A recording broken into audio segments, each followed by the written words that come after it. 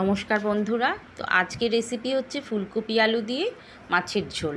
তো মাছগুলোকে আমি এখানে নুন হলুদ মাখিয়ে রেখেছি। এবার মাছগুলোকে কিন্তু লাল লাল করে ভেজে নেব। কড়াই বসিয়ে দিয়েছিলাম আর তেলটাও গরম হয়ে গেছে। দেখতেই পাচ্ছ মাছগুলোকে আমি দিয়ে দিয়েছি। এবার কিন্তু সমস্ত মাছগুলোকে আমি খুব ভালো করে কিন্তু কড়া করে ভেজে নেব। তো এক পিঠ করে ভাজা হয়ে গেছে। আর মাছ দিয়েছি, এর মধ্যে কিন্তু একটা মাছের মাথাও দিয়েছি। তো এইবার দেখো আর এক পিঠ করে ভাজা হলে পরে তখন মাছগুলোকে কিন্তু আমি তুলে নেব। আর মাছগুলো কিন্তু খুব ফাটছে, তোমরা দেখতেই পেলে মাছগুলো কিন্তু ভাজা হয়ে গেছে। এবার আমি এক এক করে কিন্তু তুলে নিচ্ছি।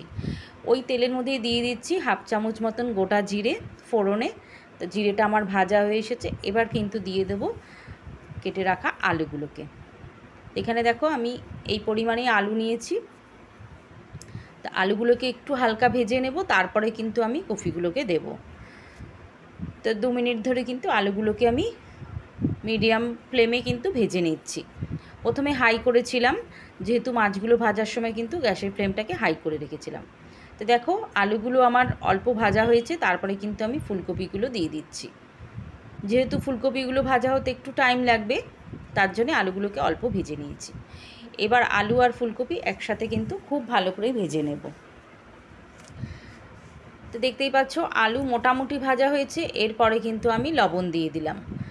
লবণ আর সামান্য পরিমাণে হলুদ দিয়ে দিয়েছি।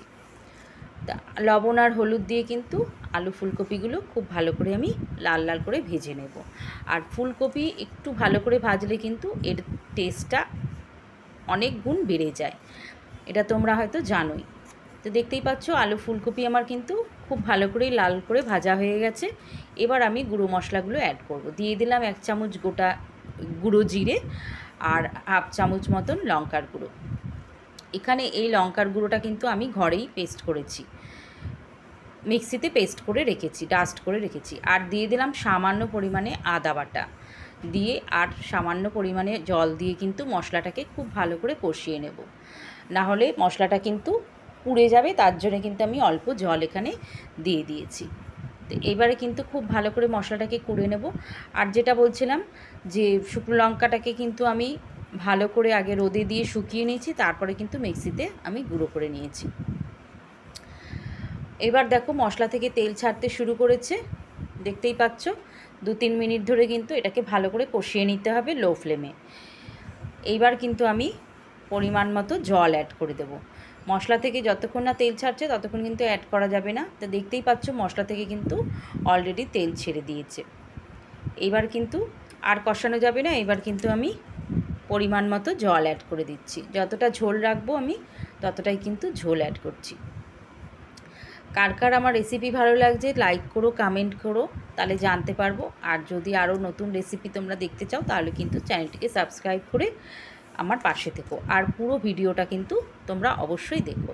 তো দেখতেই পাচ্ছ ঝোলটা ফুটে গেছে আর আলু কিন্তু খুব ভালোভাবে সেদ্ধ হয়ে গেছে। তারপরেই কিন্তু আমি মাছগুলোকে অ্যাড করে দিলাম। তো সমস্ত মাছগুলোকে আমি দিয়ে দিয়েছি। মাছগুলোকে দিয়ে কিন্তু আবারও 2-3 মিনিট কিন্তু ফুটিয়ে নিতে হবে। তো দেখতেই পাচ্ছ আলু ফুলকপি কিন্তু খুব ভালো করে সেদ্ধ হয়ে গেছে। এবার আরও 2-3 মিনিট কিন্তু আমি এটাকে ফুটিয়ে নেব। তো অলরেডি আমার মাছের ঝোল কিন্তু দেখতেই পাচ্ছ রেডি হয়ে গেছে। কি অসাধারণ দেখতে হয়েছে দেখতেই পাচ্ছ। আর এখানে কিন্তু খুব লাল হয়েছে বলে আমি খুব লঙ্কা কিন্তু দিইনি। আশা করি তোমাদেরও ভালো লাগবে।